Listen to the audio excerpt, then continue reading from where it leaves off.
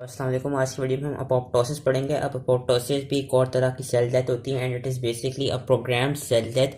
And इसमें होता क्या है कि नेक्रोसिस में हमने पढ़ा था कि नेक्रोसिस सिर्फ पैथोलॉजिकल कंडीशंस में होती है। अपोप्टोसिस का हम देखेंगे कि दोनों ये बहुत फिजियोलॉजिकल एंड पैथोलॉजिकल कंडीशंस में होती है। एंड अपोप्टोसिस होता क्या है कि ये बेसिकली एक नॉर्मल फिनोमेना भी होती है क्योंकि फिजियोलॉजिकल कंडीशंस में भी होती है। तो बेसिकली जो सेल्स जिनका ये कहते हैं अपना फंक्शन जिन्होंने पूरा कर लिया हो, या वो सेल्स जिनका नॉर्मल टर्नओवर रखना हो, या वो सेल्स जो अगर पैथोलॉजिकल कंडीशन से भी इन्फेक्ट हो गए हो किसी वायरस से, तो फिर उनको एपोप्टोसिस के थ्रू ये कहते हैं रिमूव किया जाता है। एपोप्टोसिस के थ्रू उन्हें डैमेज कर दिया जाता है। एपोप्टोसिस में बेसिकली जो सेल्स की इनर जीनोमिक डीएनए जो होती है, जो न्यूक्लियर प्रोटीन्स और जो साइटोप्लाज्मिक प्रोटीन्स होती हैं, बेसिकली उनको डिसइंटीग्रेट किया जाता है। और एपोप्टोसिस एपोप्टोटिक बॉडीज को क्या कहते हैं फेगोसाइटोस करके होता है। इसमें खास बात बस ये याद रखनी है कि एपोप्टोसिस में कोई इन्फ्लेमेशन तरह की चीज़ नहीं होती है। वो क्यों नहीं होती? वो इसलिए नहीं होती क्योंकि हमने नेक्रोसिस में पढ़ा था कि नेक्रोसिस में सारे सेलुलर कंटेंट्स जो है वो बाहर को रिलीज हो जाते हैं और जो सेल मेम्ब्रेन है वो डिस्टर्ब हो जाती है। हम देख सकते हैं सेल मेम्ब्रेन डिस्टर्ब हो गई तो इस तरह ये कॉन्टेंट्स निकल लें,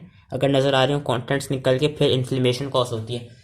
एपोप्टोसिस में क्यों नहीं होती? क्योंकि एपोप्टोसिस में मेम्ब्रेन की ब्लबिंग जरूर होती है लेकिन जो सेल मेम्ब्रेन होती है वो डिस्टर्ब नहीं होती। एपोप्टोसिस में याद रखना cell membrane will remain intact and so will the organelles, they will remain intact. और ये होगा कि इस तरह ब्लैब बन के फिर ये एक एपोप्टोटिक बॉडीज बन जाएंगे। फिर एपोप्टोटिक बॉडीज को फेगोसाइटोस मैक्रोफेजेस आके फेगोसाइटोस कर देंगे जिससे क्या कहते हैं ये डिग्रेड हो जाएंगी। और इसमें सेल मेम्ब्रेन क्योंकि इंटैक्ट है तो इसमें कोई इन्फ्लेमेशन कॉज नहीं होती। और इसकी इन्होंने एक क्या कहते हैं एपोप्टोसिस की यहाँ पे जो पिक्चर दिखाई हुई है, ये दिखाया हुआ है कि जो ये वाहिद सेल है जिसमें एपोप्टोसिस हो रहा है सिर्फ इसी में हो रहा है, बाकी किसी सेल में नहीं हो रहा। बाकी सेल वाइबल हैं, सिर्फ इस सेल में हो रहा है तो कोई इससे कोई इन्फ्लेमेशन कॉज नहीं हो रही। तो कुछ कंडीशंस पढ़ लेते हैं एपोप्टोसिस की। एपोप्टोसिस का मैंने कहा फिजियोलॉजिकल पैथोलॉजिकल कंडीशंस दोनों में होते हैं। फिजियोलॉजिकल की कुछ एग्जांपल्स यहाँ दी हुई हैं। फिजियोलॉजिकल में एक होती है थ्रू एम्ब्रियोजेनेसिस। वी नो कि कहते हैं फ्रॉम जो हमने एम्ब्रियोलॉजी पूरी पढ़ी है कि उसमें काफ़ी ऐसे कि कहते हैं स्ट्रक्चर्स हैं जो इन्वॉल्यूट हो जाते हैं, जो रिग्रेस कर जाते हैं, जिनका ये कहते हैं जब फीटस का क्या कहते हैं बन रहा होता है नॉर्मल एडल्ट में, तो काफ़ी क्या कहते हैं स्ट्रक्चर्स ऐसे होते हैं जो डिसइंटीग्रेट हो जाते हैं, वो थ्रू एपोप्टोसिस ही होते हैं। और क्या कहते हैं इसमें एक और दिखाया हुआ है involution of hormone dependent tissues on hormone withdrawal, यानी वो टिश्यूज जिनको हार्मोन की जरूरत पड़ती है लेकिन जैसे ही हार्मोन विड्रॉल होते हैं तो उन टिश्यूज में भी एपोप्टोसिस होते हैं। उनमें एग्जांपल्स दी हुई हैं एंडोमेट्रियल सेल्स की जो कि फीमेल्स में होता है। ये कहते हैं ड्यूरिंग मेंस्ट्रुअल साइकिल जो उनकी मंथली साइकिल होती है, जब एंडोमेट्रियम शेड ऑफ होता है क्योंकि एस्ट्रोजन प्रोजेस्टेरोन की कॉन्सेंट्रेशन कम हो जाती है तो उससे एंडोमेट्रियम में एपोप्टोसिस होता है। बाकी क्या कहते हैं ड्यूरिंग आफ्टर मेनोपॉज में क्या होता है कि जो ओवेरियन फॉलिकुलर सेल्स होते हैं उनका एट्रीज हो जाता है, वो भी थोड़ा एपोप्टोसिस होता है। एंड वो फीमेल्स जिनमें क्या कहते हैं जिनकी लैक्टेशन खत्म हो गई, जिन्होंने पूरी सही तरह से अपने बच्चे को लैक्टेट कर दिया, उसके बाद जो उनके ब्रेस्ट टिश्यूज होते हैं वहाँ पे जो क्या कहते हैं एक्स्ट्रा जो सेल होते हैं वो फिर रिग्रेस कर जाते हैं। इस तरह उन्होंने यहाँ दिखाया हुआ कि regression of lactating breast after weaning. साथ ही उन्होंने इसमें एग्जांपल दी हुई है cell turnover in proliferating cell population. इसमें बेसिकली थाइमस की एग्जांपल इन्होंने दी हुई है कि थाइमस का हमें पता है कि एडल्ट्स में थाइमस नहीं होता क्योंकि थाइमस जो है वो इन्वॉल्यूट हो जाता है, वो भी थ्रू एपोप्टोसिस ही होता है। वेरास जो चिल्ड्रन होते हैं उनमें थाइमस प्रेजेंट होता है। बाकी कुछ ऐसी लिम्फोसाइट्स जो कि कहते हैं अपने इम्यून सिस्टम के लिए वो हो सकते हैं डेंजरस हो सकते हैं, जिसमें आपके ऑटो इम्यून जो सेल्स होते हैं उनकी एलिमिनेशन में भी वो उनकी जो एलिमिनेशन होती है वो भी थ्रू एपोप्टोसिस ही होती है। लास्ट में वो इम्यूनिटी के सेल्स जो कि कहते हैं अपना फंक्शन पूरा कर गए हो कि लेट सपोज किसी जगह पे कोई बैक्टीरिया या फंगल इन्फेक्शन हो, वहाँ पे भी ल्यूकोसाइट्स आएंगे, ल्यूकोसाइट्स आके वहाँ पे इन्फ्लेमेटरी रिस्पॉन्स प्रोड्यूस करेंगे। जब वो सब पूरा प्रोसेस कर लेंगे, जब वो बैक्टीरिया या जो भी फॉरेन बॉडी उसको जब डाइजेस्ट कर लेंगे, उसके बाद जो वो वाइट ब्लड सेल्स हैं वो भी थ्रू एपोप्टोसिस आपको डिग्रेड हो जाते हैं, वहाँ से उस साइड से ख़त्म हो जाते हैं। ये फिजियोलॉजिक सिचुएशंस थी। पैथोलॉजिक में उन्होंने एग्जांपल दी हुई है डीएनए डैमेज की। डीएनए डैमेज किससे होते हैं? किसी भी रेडिएशन से, कोई केमिकल रेडिएशन हो या आपका कोई साइटोटॉक्सिक एंटी कैंसर ड्रग्स हो जो कि डायरेक्टली डैमेज कर सकते हैं डीएनए को, या वो थ्रू फ्री रेडिकल्स आपके डीएनए को डैमेज कर सकते हैं। इन पैथोलॉजिक कंडीशंस में फिर एपोप्टोसिस होता है। और इसकी आ जाती है accumulation of misfolded proteins during conditions of endoplasmic reticulum stress. होता क्या है कि वीनो प्रोटीन्स ट्रांसलेशन के बाद कंप्लीटली फोल्ड होती हैं जब वो फिर ओरिजिनल मल्टी में आके अपना फंक्शन परफॉर्म करती हैं। अगर ऐसा हो लेट सपोज के जो प्रोटीन्स हैं उनकी सही से फोल्डिंग नहीं हो पा रही हो तो उन सेल्स की क्या होगा, उन सेल्स की भी एपोप्टोसिस हो जाएगी। एंड क्या कहते हैं इन्होंने वायरल इन्फेक्शन वी नो जब भी कोई इन्फेक्शन होता है तो वो पैथोलॉजिक स्टेट ही होती है। तो वायरल इन्फेक्शन में HIV एंड वायरल हेपेटाइटिस की एग्जाम्पल है कि इन कंडीशंस में भी जो वो सेल्स होंगे जो इन्फेक्टेड हुए होंगे वो थ्रू एपोप्टोसिस आपका डिग्रेड कर दिए जाएंगे। एंड इन्होंने लास्ट में एक और एग्जांपल लिया, अपोप्टोसिस में also contribute to pathological atrophy in parenchymal organs after duct obstruction such as occurs in pancreas, parotid gland and kidney. कि बेसिकली ये जो ऑर्गन्स हैं इनका जो डक्ट होते हैं, पैंक्रियास में जो पैंक्रियाटाइटिस के थ्रू आपके जो कुछ सेल्स हैं वो भी अपोप्टोसिस खत्म ऐसे होते हैं कि वी नो, और पैंक्रियाटाइटिस में तो नहीं, लेकिन ऐसा हो कि अगर पैंक्रियास का जो डक्ट है वहाँ पे कोई ऑब्स्ट्रक्शन हो जाए तो जो उसके सेल्स हैं वो भी थ्रू अपोप्टोसिस आपका डैमेज हो सकते हैं। बाकी यहाँ पे इसमें इन्होंने पूरी मॉर्फोलॉजी बताई हुई है अपोप्टोसिस की। मॉर्फोलॉजी वही है कि जो आपकी अपोप्टोसिस है, अपोप्टोसिस में याद रखना है कि सेल की श्रिंकेज होगी और जो ऑर्गेनेल्स होंगे वो आपस में क्लोज टुगेदर आ जाएंगे। नेक्रोसिस में सेल की वो हो रही थी, इनलार्जमेंट हो रही थी, सेल स्वेल कर रहा था। इसमें सेल श्रिंकेज होगा, क्रोमैटिन की कंडेंसेशन होगी और आपकी वही साइटोप्लाज्मिक प्लेब्स एंड एपोप्टोटिक बॉडीज बनेंगी। जब एपोप्टोटिक बॉडीज बन जाएंगी फिर वो एपोप्टोटिक बॉडीज के साथ होगा क्या, वो थ्रू मैक्रोफेजेस फेगोसाइटोस हो जाएंगी। यही चीज़ इन्होंने पूरी इस पूरे क्या कहते हैं एक तरफ से पैराग्राफ में समझाई हुई है। अब हम आते हैं मैकेनिज्म ऑफ एपोप्टोसिस। बेसिकली जो एपोप्टोसिस है वो थ्रू एक एंजाइम के थ्रू एक्टिवेट होता है। उन एंजाइम, उन क्लास ऑफ एंजाइम का नाम होता है कैस्पेसिस। कैस्पेसिस क्या है? कैस्पेसिस अभी हम तो पढ़ेंगे, दो फेजेस में करते हैं, एक इनिशिएशन फेज होता है, एक एग्जीक्यूशन फेज होता है।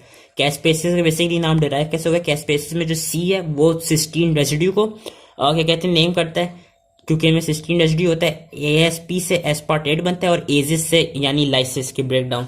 तो caspases, C for cysteine, ASP for aspartic acid and ases for lysis या ब्रेकडाउन। होता क्या है, अब जो अपोप्टोसिस है वो या तो इंट्रिंसिक पाथवे से होता है या एक्सट्रिंसिक पाथवे से। इंट्रिंसिक पाथवे का एक और नाम है माइटोकॉन्ड्रियल पाथवे, एक्सट्रिंसिक का नाम है डेथ रिसेप्टर पाथवे। इंट्रिंसिक का क्या मतलब है? कोई ऐसी कंडीशन जो सेल के अंदर रही हो इंट्रिंसिक, उससे अपोप्टोसिस प्रोड्यूस हो, वो होगा माइटोकॉन्ड्रियल इंट्रिंसिक पाथवे। और एक्सट्रिंसिक क्या है कि कोई ऐसी कंडीशन जो सेल की आउटर एनवायरनमेंट में हुई हो या कोई ऐसा सिग्नल आया हो उसकी वजह से डेथ रिसेप्टर एक्सट्रिंसिक पाथवे। तो ये दोनों पाथवेज पढ़ते हैं। अब इंट्रिंसिक के लिए एक और चीज आपको याद रखनी चाहिए कि इंट्रिंसिक में होता कैसे। बेसिकली वी नो माइटोकॉन्ड्रिया के अंदर साइटोक्रोम सी होता है which is part of electron transport chain, जो कि अगेन एटीपी की प्रोडक्शन में हेल्प करता है। होता क्या है कि यू शुड रिमेंबर दिस कि जो साइटोक्रोम सी है it is basically a pro apoptotic molecule, यानी अगर साइटोक्रोम सी माइटोकॉन्ड्रिया से बाहर निकल गया साइटोप्लाज्म में तो वो उस सेल की अपोप्टोसिस कराएगा।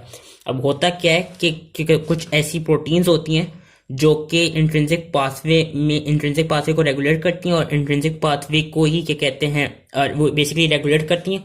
और होता क्या है कि साइटोक्रोम सी, मैंने बताया साइटोक्रोम सी अगर किसी भी सेल के साइटोप्लाज्म में प्रेजेंट हुआ, इसका ये मतलब है कि वो वाला सेल अनहेल्दी है, वो वाला सेल डिफेक्टिव है, वो वाला सेल डैमेज हो गया। उस सेल की ये बेसिकली एक तरह से इंडिकेशन है कि किसी भी सेल के अंदर अगर साइटोक्रोम सी है, किसी भी सेल के साइटोप्लाज्म के अंदर अगर साइटोक्रोम सी है तो यानी वो सेल जो अपोप्टोसिस की तरफ जा रहा है, क्योंकि we know apoptosis it is a programmed cell death और इट्स एक तरफ से सुसाइड क्या कहते हैं वो सुसाइड ही होती है, क्योंकि सेल खुद ही अपने आप की वो डाइजेशन कर लेता है। तो बेसिकली इसमें होता क्या है कि इसकी कुछ प्रोटीन्स होती हैं, एक और इनके हमें नाम याद रखने होंगे। कुछ एंटी अपोप्टोटिक प्रोटीन्स होती हैं, एंटी का मतलब वो अपोप्टोसिस को रोकती हैं। कुछ प्रो अपोप्टोटिक प्रोटीन्स होती हैं जो कि अपोप्टोसिस कराती हैं, और कुछ रेगुलेटेड अपोप्टोसिस इनिशिएटर्स होते हैं जो कि अगेन अपोप्टोसिस की इनिशिएशन कराते हैं। सबसे पहले हम बात करते हैं एंटी अपोप्टोटिक प्रोटीन्स की। एंटी अपोप्टोटिक प्रोटीन्स में BCL2, BCLXL एंड MCL1 आते हैं। एंड इन तीनों के पास 4 BH डोमेन्स होते हैं। BH1 से लेके BH4 तक इन 3 प्रोटीन्स के पास डोमेन्स होते हैं, BH1, BH2, BH3, BH4। And in 3 proteins का फंक्शन क्या होता है कि ये बेसिकली जो माइटोकॉन्ड्रिया की आउटर मेम्ब्रेन है उसमें से साइटोक्रोम सी की लीकेज को प्रिवेंट कराती हैं। इनका काम ये, क्योंकि इन्होंने अपोप्टोसिस नहीं कराना, एंड वी नो जब अपोप्टोसिस हो रही होगी तो सेल के साइटोप्लाज्म में साइटोक्रोम सी आपको मिलेगा, लेकिन साइटोक्रोम सी होता माइटोकॉन्ड्रिया के अंदर है। तो ये अपोप्टोसिस को रोकते कैसे? ये बेसिकली आउटर मेम्ब्रेन की जो होती है उसको इम्परमेबल बना देते हैं साइटोक्रोम सी के लिए, कि साइटोक्रोम सी जो है वो माइटोकॉन्ड्रिया से साइटोप्लाज्म में नहीं आ सके। ये इन तीन कहते हैं अपोप्टोटिक प्रोटीन्स का फंक्शन है। उसके बाद आपकी आती हैं pro apoptotic proteins. Pro apoptotic proteins में आपकी आ जाती हैं Bax and Bak, BAX BAK, Bax and Bak. इन दो के पास BH1 से लेके BH3 3 BH के डोमेन्स होते हैं। जो एंटी थी उनके पास 4 BH के डोमेन्स थे, इनके पास प्रो के पास 3 BH के डोमेन्स होते हैं। एंड होता क्या है कि जब ये एक्टिवेट हो जाती हैं तो ये करती क्या है, ये जो माइटोकॉन्ड्रिया की आउटर मेम्ब्रेन होती है उसको साथ जाके ओलिगोमेराइज करती हैं। ओलिगोमेराइज करने के बाद वो क्या करती हैं, वो वहाँ पे कुछ चैनल्स बना देती हैं। उन चैनल से होता क्या है कि जो साइटोक्रोम सी है वो फिर माइटोकॉन्ड्रिया से लीक होकर बाहर साइटोप्लाज्म में आ जाता है, एंड देन जो अपोप्टोसिस का पूरा वो है प्रोसेस है वो शुरू हो जाता है। फिर आपकी कुछ प्रोटीन्स होती हैं रेगुलेटेड अपोप्टोसिस इनिशिएटर्स। इनका बेसिकली फंक्शन क्या है कि ये अपोप्टोसिस को इनिशिएट कराती हैं। ये बेसिकली जो BAD, बैड, बिम, बिड, पूमा, नोक्सा, इनमें से इनके 2 या 3 के नाम याद रखें तो भी कहते हैं बहुत है। बेसिकली इन चार 5 प्रोटीन्स के पास सिर्फ एक BH डोमेन होता है, BH3 डोमेन। जो प्रो अपोप्टोटिक थी उनके पास 3 BH डोमेन्स थे, जो एंटी अपोप्टोटिक थी उनके पास 4 BH डोमेन्स हैं। जो रेगुलेटेड अपोप्टोसिस इनिशिएटर्स हैं, जो कि अपोप्टोसिस को इनिशिएट करा रहे हैं, इनके पास सिर्फ BH3 डोमेन है। एंड इनका फंक्शन क्या होता है, इनका फंक्शन बेसिकली ये होता है कि ये जो प्रो अपोप्टोटिक प्रोटीन्स हैं उनको क्या कहते हैं एक तरफ से एक्टिवेट करेंगे, वेयर एज जो एंटी अपोप्टोटिक प्रोटीन है उनकी एक्टिवेशन को इनहिबिट कर देंगे, उनको इनएक्टिवेट कर देंगे। अब होता क्या है कि how do these proteins work. एक तो मैंने कहा कि जो एंटी अपोप्टोटिक प्रोटीन्स है उनका फंक्शन ये कि वो साइटोक्रोम सी की लीकेज को रोकती हैं आउटर माइटोकॉन्ड्रियल मेम्ब्रेन में जाके, उन्होंने दिखाया हुआ भी है। और ये एंटी अपोप्टोटिक प्रोटीन प्रोड्यूस कैसे होती हैं, कुछ सर्वाइवल सिग्नल से। ये जिस तरह उन्होंने दिखाया है कि एक वाइबल सेल है, अब कुछ सर्वाइवल सिग्नल्स इसमें आते हैं, जिस तरह कोई ग्रोथ फैक्टर आ गया, वो ग्रोथ फैक्टर जैसे अपने रिसेप्टर के साथ जाके बाइंड करेगा तो वो होगा क्या, वो कुछ एंटी अपोप्टोटिक प्रोटीन्स जिस तरह BCL2, BCLXL, BCL2, BCLXL और MCL1 की वो एक्टिवेशन कराएगा, जिसकी वजह से वो फिर अपना फंक्शन करेंगे और जो साइटोक्रोम सी वो नॉर्मल माइटोकॉन्ड्रिया में रहेगा। अपोप्टोसिस की स्टेट में क्या होता है कि जो सर्वाइवल सिग्नल्स हैं वो नहीं आ रहे होते, या अभी हमने पीछे पढ़ा था कि अपोप्टोसिस कुछ पैथोलॉजिकल कंडीशन से होते हैं। लेट्स सपोज कोई रेडिएशन आई, उससे DNA डैमेज हुआ। अब इन चीज़ों से होगा क्या कि सबसे पहले जो आपकी BH3 प्रोटीन, ओनली प्रोटीन जो उन्होंने यहाँ पे लिखी हुई, बेसिकली जो अपोप्टोसिस के इनिशिएटर्स हैं, जो कि बैड, बिम, BID, प्यूमा, नोक्सा हैं, जो ये 5 हैं। हुआ क्या कि जब कोई ऐसी कंडीशन है जिसमें आपके सर्वाइवल के सिग्नल्स नहीं आ रहे, या कोई पैथोलॉजिक कंडीशन आ गई जिसमें रेडिएशन हो सकती है, जिसमें कोई भी HIV या हेपेटाइटिस हो सकता है, इस स्टेट में होगा क्या कि फिर आपकी सबसे पहले बैड, बिम, बिड, प्यूमा, नोक्सा, ये वाली रेगुलेटेड अपोप्टोसिस इनिशिएटर्स ये एक्टिवेट होंगे। ये एक्टिवेट होने के बाद ये करते क्या हैं, ये बैक्स और बैक जो प्रो अपोप्टोटिक प्रोटीन्स थी इनको एक्टिवेट कर देंगे, और जो BCL2, BCLXL थी और MCL1 जो थी इनको इनहिबिट कर देंगे। इससे क्या होगा, इससे हम देख सकते हैं कि जो बैक्स और बैक थे, क्योंकि उनका फंक्शन था, उन्होंने क्या किया, उन्होंने जाके आउटर माइटोकॉन्ड्रियल मेम्ब्रेन के साथ ओलिगोमेराइज किया। ओलिगोमेराइज करने के बाद हम देख सकते हैं ग्रीन ग्रीन इन्होंने बना दी चैनल्स। इन चैनल से क्या हुआ, ये जो ब्लू ब्लू है, ये ब्लू ब्लू आपके एंटी अपोप्टोटिक प्रोटीन जो कि यहाँ पे दिखाई हुई है, उनको उन्होंने इनहिबिट कर दिए, तो वो अपना फंक्शन नहीं कर पा रहे। और जो ग्रीन वाली है ये प्रो अपोप्टोटिक प्रोटीन्स हैं। अब इन्होंने चैनल्स बना दी जिनके थ्रू हो क्या रही, जो रेड रेड बॉल्स सी नजर आ रही हैं, ये बेसिकली साइटोक्रोम सी है, जो कि आउटर माइटोकॉन्ड्रियल मेम्ब्रेन से साइटोप्लाज्म में रिलीज हो रहा है। अब ये रिलीज हो रहा है तो ये करेगा क्या, साइटोक्रोम सी सबसे पहले क्या करेगा, सबसे पहले साइटोक्रोम सी जाके बाइंड करेगा एक प्रोटीन से जिसका नाम होता है APAF1, अपोप्टोसिस एक्टिवेटिंग फैक्टर 1। जैसी साइटोक्रोम सी साइटोप्लाज्म में आई, ये APAF1 अपोप्टोसिस एक्टिवेटिंग फैक्टर 1 के साथ जाके बाइंड करेगा और ये बनाएगा अपोप्टोजोम। अपोप्टोजोम क्या करेगा, अपोप्टोजोम जाके ये जो अपोप्टोजोम है ये जाके बाइंड करेगा इनिशिएटर कैस्पेस से जिसका नाम होता है कैस्पेस 9। कैस्पेस 9 क्या करेगा, फिर कैस्पेस 9 अपने जिस तरह हम सेकेंडरी मैसेंजर सिस्टम पढ़ते थे उसमें होता यह था कि आपका क्या कहते हैं, जो सेकेंडरी मैसेंजर होता था वो कुछ प्रोटीन काइनेजेस को एक्टिवेट करके फर्दर फॉस्फोराइलेशन और एंजाइम कैस्केड एक प्रोड्यूस होता था। इसी तरह यहाँ पे क्या होगा कि जो कैस्पेस 9 है, जो कि इनिशिएटर कैस्पेस है, वो फिर जाके अपनी क्या कहते हैं, अपनी ऑटो कैटालिटिक क्लीवेज करेगा, क्योंकि इनएक्टिव फॉर्म होगा, पहले एक्टिव फॉर्म में जनरेट होगा, फिर ये आगे जाके और फर्दर कैस्पेसेस को एक्टिवेट करेगा, और एंड में जाके ये एग्जीक्यूशनर कैस्पेसेस को एक्टिवेट करेगा, जिसमें कैस्पेस 3 की एग्जांपल आ जाती है, जिससे फिर अपोप्टोसिस का पूरा जो प्रोसेस है वो हो जाएगा। और यही चीज़ इन्होंने इसमें जो बेसिकली इस पूरे पैराग्राफ में उन्होंने दिखाई हुई है, वही चीज़ उन्होंने यहाँ पे बताई हुई है। इसके थ्रू समझा देते हैं कि इंट्रिंसिक पाथवे में क्या हो रहा है कि लेट्स सपोज कोई भी सेल इंजरी हुई कि ग्रोथ फैक्टर खत्म हो गए, या DNA डैमेज हो गए किसी रेडिएशन से, या प्रोटीन्स मिसफोल्डेड हो गई एंडोप्लाज्मिक रेटिकुलम स्ट्रेस में। अब इसमें हुआ क्या कि जो आपकी BCL2 फैमिली सेंसर्स में ये लिखा है, बेसिकली ये BCL2 फैमिली सेंसर्स, इनका मतलब है कि ये जो रेगुलेटेड अपोप्टोसिस इनिशिएटर्स थे, इन्होंने इन कंडीशंस को सेंस किया, जिसकी वजह से इन्होंने क्या किया, इन्होंने जो बैक्स और बैक थे उनको एक्टिवेट कराया, और यहाँ पे रेड रेड से जो शो हो रहा है BCL2 BCLXL जो एंटी अपोप्टोटिक प्रोटीन्स थी, इनको उन्होंने इनहिबिट कराया। इससे क्या हुआ, इससे साइटोक्रोम सी, जिस तरह ने यहाँ पे दिखाया हुआ है, साइटोक्रोम सी रिलीज हुआ साइटोप्लाज्म में।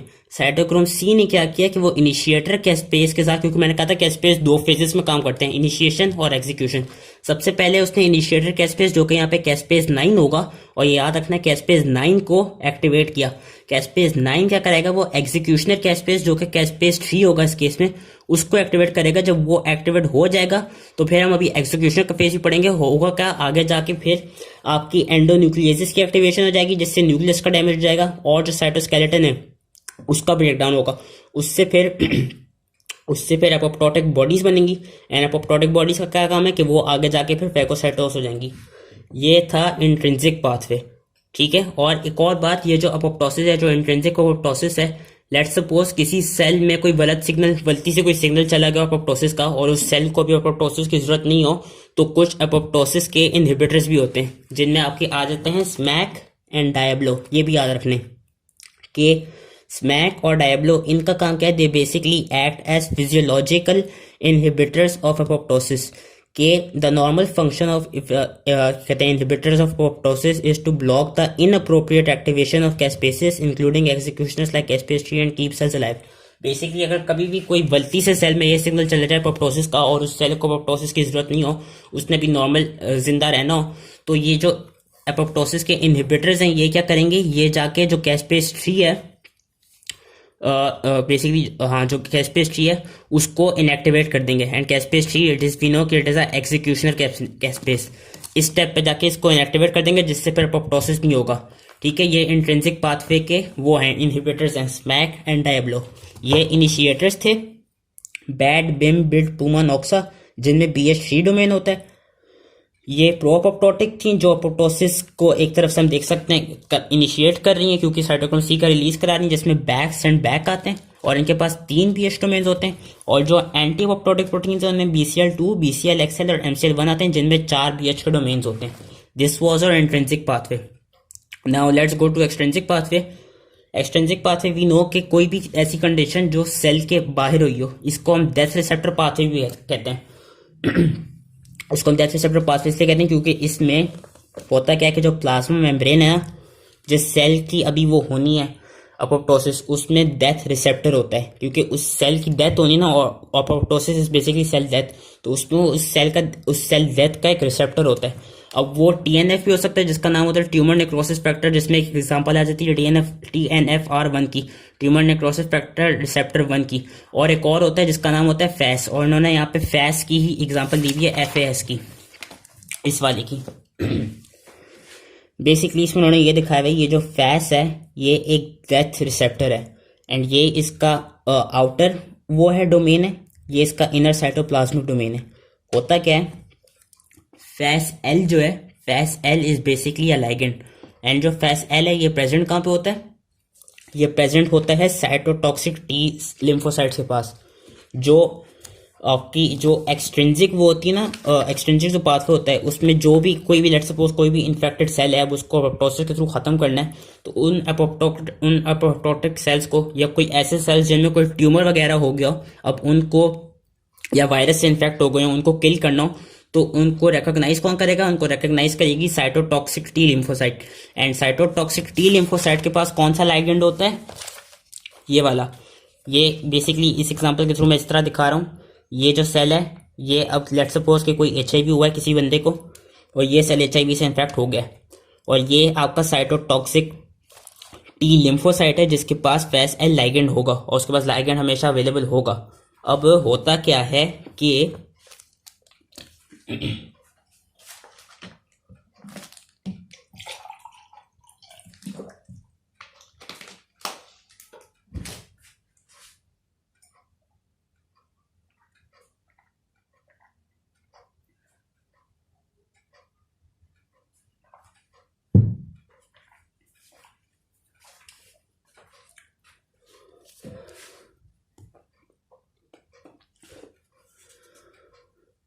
अब होगा क्या कि ये एक साइटोटॉक्सिक T सेल है, तो इसके पास ये लाइगेंड है, ये लाइगेंड है, तो इसका काम क्या है, फैस एल का बेसिकली काम ये कि इसने एक फैस जो रिसेप्टर है उसके साथ जाके बाइंड करने, क्योंकि we know ligand binds on the receptor.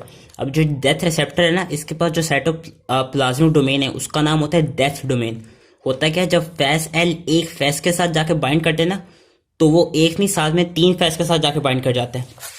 उन्होंने यहाँ पे दिखाया हुआ भी है कि when Fas L binds to Fas 3 और more molecules of Fas are brought together. Basically जैसे ये एक फैस के साथ जाके बाइंड करेगा, जो कि फैस इज योर डेथ रिसेप्टर और ये लाइगेंड है, फैस एल लाइगेंड है। जब लाइगेंड ने रिसेप्टर के साथ जाके बाइंड किया तो वो एक नहीं 3 रिसेप्टर्स के साथ जाके बाइंड करेगा।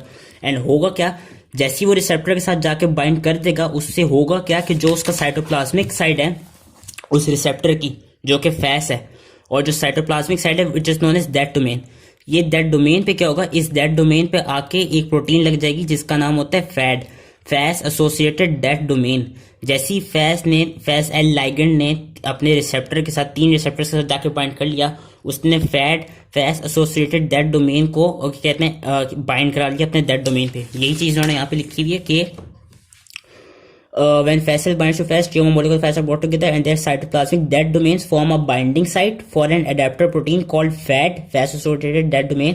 और ये FAD क्या कराएगी, ये FAD क्या कराती है, जो कि उन्होंने यहाँ पे दिखाई हुई, ये जो dead domain के साथ जाके बाइंड की, ये FAD बेसिकली प्रो कैस्पेज 8 को एक्टिव कैस्पेज 8 में कन्वर्ट कर देगी। And this is the initiator caspase, just like caspase 9 जो कि हमारे क्या कहते हैं इंट्रिंसिक पाथवे में था कैस्पेज 9, उसी तरह यहाँ पे एक्सट्रिंसिक पाथवे में जो इनिशिएटर कैस्पेज है वो है कैस्पेज 8। और कैस्पेज 8 क्या करेगा, अगेन ये आगे जाके एग्जीक्यूशनल कैस्पेज को एक्टिवेट कर देगा। एंड एक और चीज याद रखनी है, कैस्पेज 8 जो है वो ह्यूमंस में पाया जाता है, एंड कैस्पेज 10 जो होता है वो आपका एनिमल्स में पाया जाता है।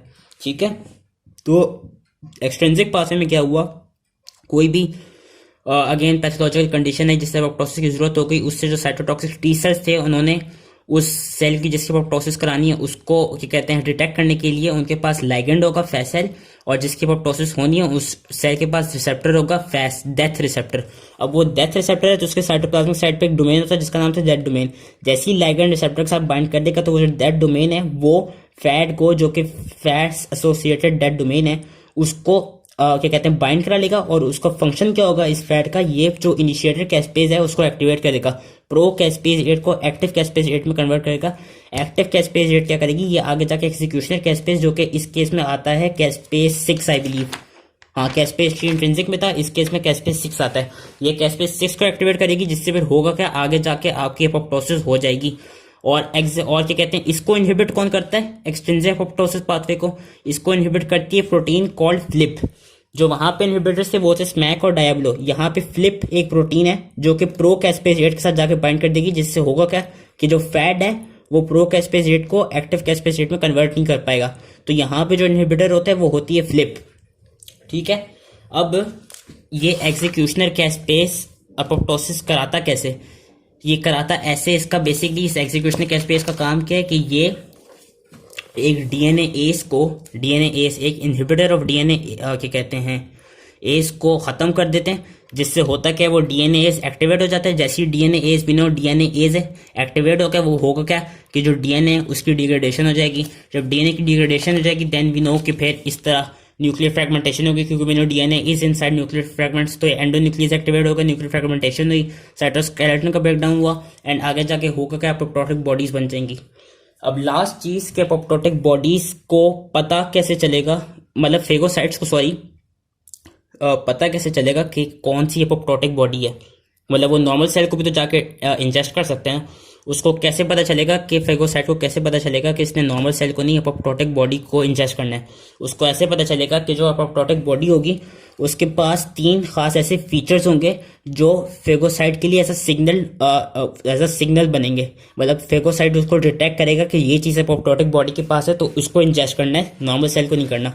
वो 3 चीज़ें क्या होती हैं, एक तो जो एपोप्टोटिक बॉडी है उसकी जो आउटर साइड होगी ना, जो आउटर, क्योंकि एपोप्टोटिक बॉडी है एंड वी नो कि cell membrane it remains intact, तो जो सेल मेम्ब्रेन का जो आउटर पार्ट होगा ना वहां पे फॉस्फेटाइडिल सेरीन की प्रेजेंस होगी। नॉर्मल सेल्स में क्या होता है कि जो नॉर्मल सेल्स होते हैं, नॉर्मल सेल्स में बेसिकली जो फॉस्फेटाइडिल सेरीन होती है वो इनर साइड पे प्रेजेंट होती है। We know plasma membrane is a double मतलब बाइलिपिड स्ट्रक्चर, और बेसिकली हमें ये पता है कि जो प्लाज्मा मेम्ब्रेन उसकी आउटर साइड और इनर साइड होती है। नॉर्मल सेल्स में क्या होता है कि जो फॉस्फेटाइडल सीरीन होती है, क्योंकि भी ना हो कि सेल मेम्ब्रेन के पास फॉस्फोलिपिड्स होते हैं, तो फॉस्फेटाइडल सीरीन नॉर्मल सेल्स में इनर साइड पे होती है। अपोप्टोटिक सेल्स में क्या, अपोप्टोटिक बॉडीज जो होंगी उनकी क्या होगी, उनको डिटेक्ट कैसे होंगी मैक्रोफेज से, उनकी जो फॉस्फेटाइडल सीरीन होगी वो आउटर साइड पे होगी, एक तो इस तरह, और दूसरा होगी कि जो आपके वो होंगे अपोप्टोटिक सेल्स जो होंगे, अपोप्टोटिक बॉडीज जो होंगी sorry, they will be secreting soluble factors जो कि क्या करेंगे, जो कि फेगोसाइट्स और मैक्रोफेजेस को रिक्रूट कराएंगे। एंड साथ ही अपोप्टोटिक बॉडीज वो क्या होंगी, दे विल बिकम कोटेड, वो कोट हुई होंगी किससे, एक नेचुरल एंटीबॉडी से और एक कॉम्प्लीमेंट सिस्टम की प्रोटीन से, C1q। जो अपोप्टोटिक बॉडी होगी, एक तो इसके आउटर सेल मेम्ब्रेन पे फॉस्फेटाइडल सीरीन की प्रेजेंस होगी, ये अपोप्टोटिक बॉडी कुछ सॉल्युबल फैक्टर्स की रिलीज करा रही होगी, और इस अपोप्टोटिक बॉडी को क्या कहते हैं, एक कॉम्प्लीमेंट प्रोटीन है जिसका नाम है C1q। इसने इसको कोट किया हुआ होगा, जिससे फिर फेगोसाइट आके रिकॉग्नाइज कर लेगा अच्छा अपोप्टोटिक बॉडी को बेसिकली इंजेस्ट करना है, उसको क्या कहते हैं डाइजेस्ट करना है। So that was whole related to process. और एक और चीज़ जो कि इस बुक पे दी हुई नहीं है, एक और क्या कहते हैं, एक और कह लें एक और वे होता है जिससे फेगोसाइट्स आपका डिटेक्ट करते हैं अपोप्टोटिक बॉडी को, वो होता है थ्रू थ्रोम्बोस्पोंडिन। थ्रोम्बोस्पोंडिन बेसिकली एक ग्लाइकोप्रोटीन होती है जो क्या कहते हैं, जो कि apoptotic bodies I believe release करी होती हैं, जिससे अगेन वाइब्रेट सेल्स और माइक्रोफेजेस ने वो डिटेक्ट कर लेते हैं कि इन्होंने इस अपोप्टोटिक बॉडी को जाके इंजेस्ट करना है। So that was all related to process. I hope समझ में आ गए, होप बोथ पाथवेज समझ में आ गए हो। ये बोथ पाथवेज याद रखने होंगे, एंड ये जो प्रोटीन्स हैं इनके नाम, एंड जो इनके फंक्शंस हैं इनके नाम, एंड जो ये अगेन जो प्रोटीन्स के फंक्शन है इनके नाम और ये जो चीज़ें ये याद करनी है। आई होप इजीली समझ में आ गया हो, एंड थैंक यू।